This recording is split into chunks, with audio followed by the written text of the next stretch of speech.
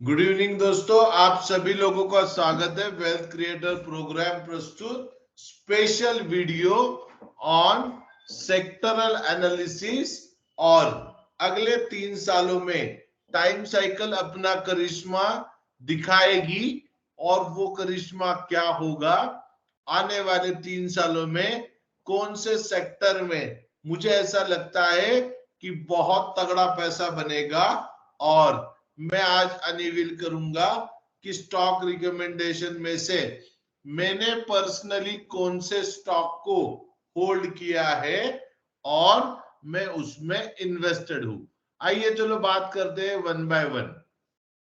दोस्तों, आजकल आपने न्यूज तो पढ़ी होगी कि यूएस में शटडाउन की बात चालू है, जहां पे अगर शटडाउन हो जाता है तो अमेरिका बहुत ही बड़े आर्थिक संकट में है, ऐसा प्रतीत होता है। वहां पे सैलरी कट डाउन होगी, बहुत सारे डिफेंस के प्रोजेक्ट में कॉम्प्रोमाइज होगा। जो भी इंडियन पब्लिक वहां पे है या जो भी फॉरेनर वहां पे जॉब कर रहे हैं, उनके अर्निंग्स पे उसका बहुत ही बड़े गंदे रिफर्गेशंस होंगे। इसी प्रकार के माहौल में ये बात हमने 3 साल पहले भी की थी और वो बातें आज सही साबित होते हुए दिख रही है। ये बातें आपको मेरे पुराने YouTube में भी मिलेगी और मेरे पुराने स्टूडेंट्स भी आपको ये बात लाइव में बताएंगे। आइए चलो बात करते हैं कि ये बात तो होने वाली थी, और मैंने बहुत पहले ही प्रिडिक्शन किया था कि अमेरिका में 1929 जैसा द ग्रेट डिप्रेशन, जो आर्थिक महामंदी आई थी लास्ट सेंचुरी में सबसे बड़ी, उसी का इतिहास की पुनरावृत्ति अभी इस समय में 2028 टू 2033 के बीच में हो सकती है, और हम बिल्कुल उसी राह पे चल रहे हैं। दोस्तों, अगर ये बात सुनना, अमेरिका एक महासत्ता थी और उसका वजूद रहेगा, लेकिन आने वाले दिनों में उसका इंपॉर्टेंस कम होके एक नई कंट्री आने वाले समय में ऐसा लगता है कि अमेरिका का जो डोमिनेंस है उसको खत्म करेगी। मुझे पर्सनली ऐसा लगता है कि आने वाले दिनों में अमेरिका जो नंबर 1 पोजीशन पे है ऑल वर्ल्ड में, वो पोजीशन उसकी खतरे में आने वाली है।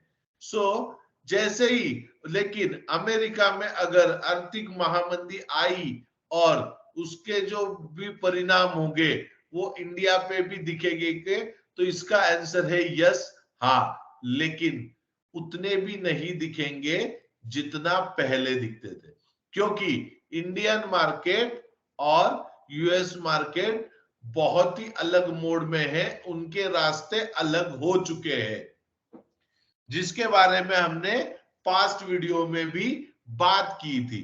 नहीं तो पहले क्या होता था, आग अमेरिका में लगती थी और पानी इंडिया में फेंका जाता था। जैसे कि अमेरिका के मार्केट में कोई बैड न्यूज आती थी तो डो जोन्स गिरता था 200 पॉइंट से, निफ्टी गिरती थी 500 पॉइंट से। लेकिन अब ये सिनारियो नहीं रहा है। अब इंडियन मार्केट और अमेरिकन मार्केट के रास्ते अलग हो रहे हैं। India will be a separate entity और आने वाले 10 साल इंडिया के रहेंगे। लेकिन अगर अमेरिका में महामंदी आती है तो इसका इम्पैक्ट इंडिया पे भी होगा, लेकिन हम उससे जल्दी ही उभरेंगे। देखो, कोई भी मंदी आती है तो वो अप्रोक्सीमेट, अगर हिस्ट्री का आप स्टडी करोगे तो 13 महीने से ज्यादा की मंदी नहीं होती है। सो इसी बात को ध्यान में रखते हुए मैं आप लोगों को बता दूं कि जो भी रिफर्गेशन होंगे वो टेम्पररी होंगे, जो भी परिणाम होंगे वो टेम्पररी होंगे। अब मुझे बताओ कि अगर आर्थिक महामंदी अमेरिका में आएगी तो उसका इम्पैक्ट दुनिया पे गिरेगा। अगर दुनिया में भी आर्थिक महामंदी का इफेक्ट आता है तो सबसे पहले क्या होगा? सबसे पहले अनएम्प्लॉयमेंट बढ़ेगी, या जॉब डेटा गलत आने शुरू होंगे या खराब आने शुरू होंगे।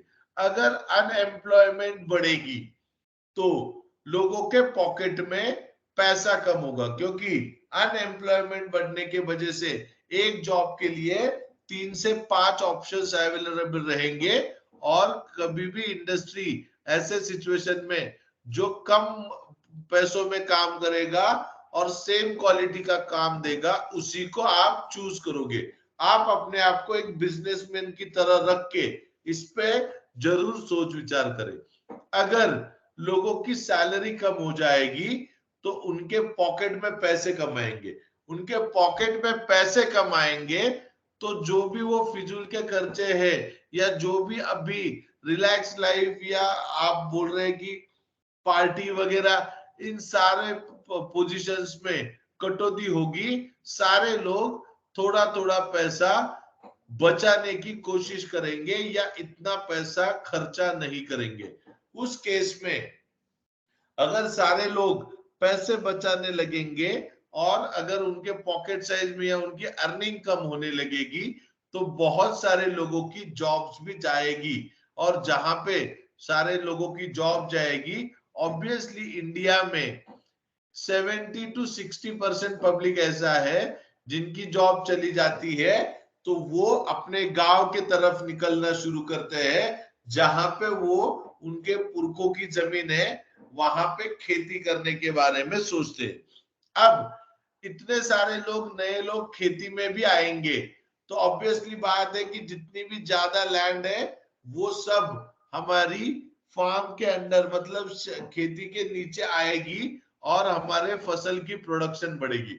अब फसल की प्रोडक्शन बढ़ेगी तो जाहिर सी बात है कि फसल की प्रोडक्शन बढ़ाने के लिए हमें क्या, किस चीज की जरूरत रहेगी, हमें फर्टिलाइजर पेस्टिसाइड्स की भी जरूरत रहेगी।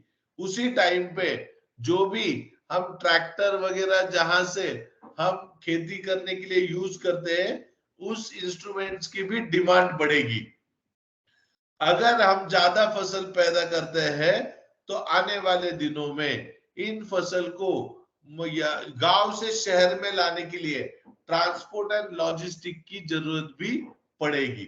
सो दोस्तों, मैं ये हिंट दे रहा हूं आपको कि मुझे ऐसा लगता है आने वाले दिनों में agricultural, fertiliser, pesticide, transport and logistic, ये सेगमेंट आने वाले दिनों में बूम में रहेंगे। मैं इसके बारे में आपको डिस्क्रिप्टिव नहीं बता सकता, बस आप लोग इस हिंट को याद रखें और 2027-28 में आपको ये बातें सब सही साबित होते हुए दिखेगी। अब ध्यान से सुनना, अगर आर्थिक महामंदी आती है तो गवर्नमेंट क्या करेगी?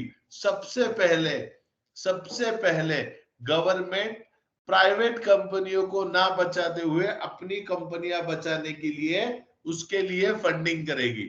अब प्राइवेट कंपनियां ऑलरेडी आर्थिक महामंदी में हैम्पर होगी और गवर्नमेंट अपनी कंपनियों पे फोकस करेगा, तो आने वाले दिनों में गवर्नमेंट कंपनियों के लिए बहुत अच्छे दिन आने वाले हैं as per my analysis. So PSU sector हमारा बूम में रहेगा। अगर आप बोलोगे कि सर अभी तो पीएसयू सेक्टर में बूम आई है, दोस्तों मेरी बात याद रखना, अभी जो बूम आई है वहां पे डेफिनेटली बड़े प्लेयर ने नीचे बाय किया था और वो अभी प्रॉफिट बुकिंग कर रहे हैं। और जहां की मैंने आपको पहले भी बताया है कि निफ्टी में करेक्शन मैक्सिमम में कहां तक देखता हूं, और उसी दौरान अगला लोकसभा इलेक्शन मार्च के है, उसी इवेंट को ध्यान में रखते हुए उसके 2-3 महीने पहले या बाद में कोई भी बड़ा करेक्शन मार्केट में आता है और आपको निफ्टी 16 से 17 हजार के आसपास में गलती से भी मिलती है, तो आप लोगों को फुल्ली इन्वेस्टेड रहना चाहिए। आने वाले 2027-28 में हम निफ्टी को 24 से 30 हजार के लेवल्स को टच करते हुए देखेंगे। दोस्तों मैंने कुछ सेक्टर यहाँ पे आपके लिए अनवील कर दिए हैं। स्टॉक कौन से होंगे वो मैं बार बार हिंट दे रहा हूं, आपको सबको कोरिलेट कर रहे हैं। अगर आप मेरे पेड ग्रुप में हो या आपने मेरा ट्रेनिंग ज्वाइन किया है या आप मेरे स्टूडेंट हो, तो उन स्टूडेंट्स को टाइम टू टाइम अपडेट और टाइम टू टाइम स्टॉक के लेवल प्रोवाइड किए गए हैं और वहां पे वो एडिशन शुरू है। सो दोस्तों इस बात को, इस वीडियो को बहुत ध्यान से सुनना और इस वीडियो के बारे में हम चर्चा करेंगे 2026-27 में, जहां पे आप बोलोगे अरे सर आपको ये बातें पहले ही कैसे पता थी। तो ये बातों का आंसर, सारा आंसर आपको टाइम के साथ मिलेगा। सो दोस्तों इस वीडियो को बहुत सारा लाइक करना, शेयर करना, सब्सक्राइब करना, और इस वीडियो को अगर 100 लाइक्स आते हैं तो मैं आप लोगों को बता दूं, मैं आने वाले दिनों में जो भी टाइमली अपडेट्स होंगे उसके ऊपर हम एक सेपरेट वीडियो हर महीने एक पोस्ट करने की कोशिश करेंगे।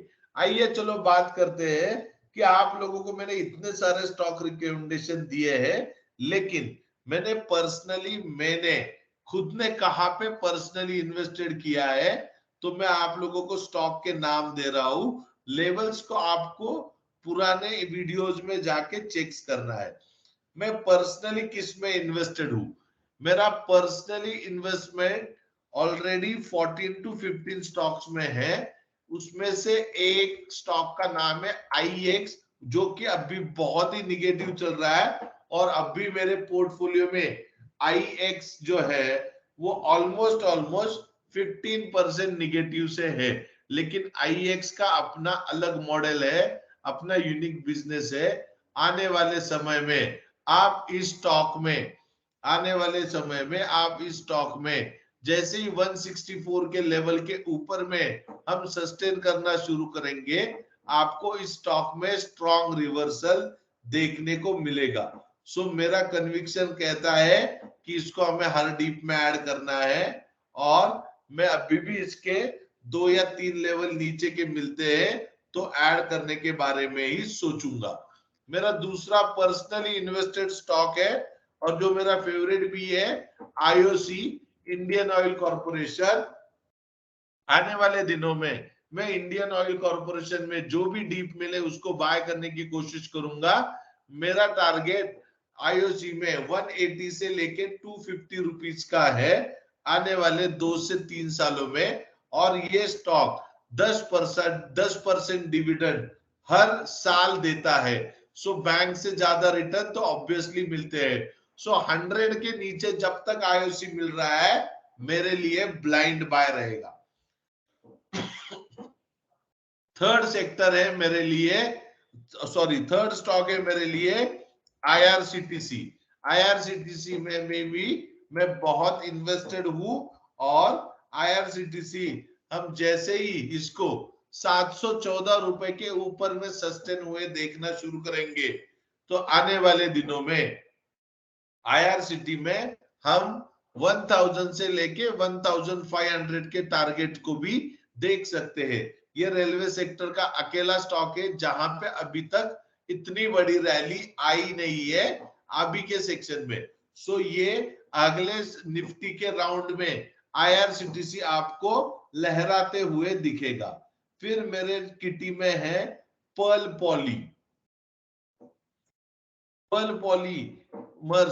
पॉलीमर्स करके स्टॉक से।